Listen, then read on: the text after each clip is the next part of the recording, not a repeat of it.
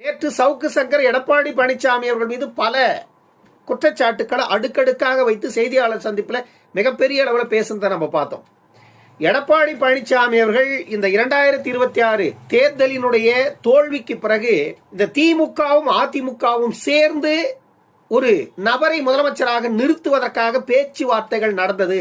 அந்த பேச்சுவார்த்தையில் எடப்பாடி பழனிசாமி அவர்கள் ஒப்புக்கொண்டிருந்தால் தமிழ்நாட்டில் திருமாவளவன் அவர்கள் முதலமைச்சராக இருந்திருப்பார் அப்படின்னு எடப்பாடி பழனிசாமி தான் அதை தடுத்து விட்டார் அப்படின்னு பேசினார்.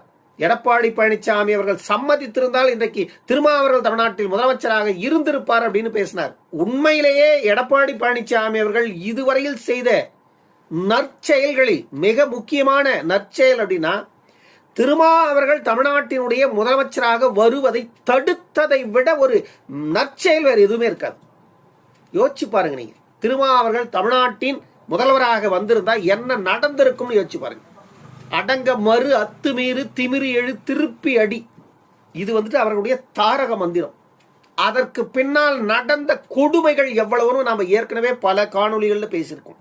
இந்த தாரக மந்திரத்திற்கு பின்னால் திருமாவர்களால் கட்டமைக்கப்பட்டு உசுப்பேற்றி விட்ட அந்த கூட்டங்கள் தமிழ்நாட்டில் செய்த ரகளைகள் எவ்வளவு, அதனால் அழிந்த குடும்பங்கள் எவ்வளவுன்னு சொன்னா பட்டியல் கணக்கில் அடங்காது. அவ்வளவு நீண்ட பட்டியல் இருக்கு.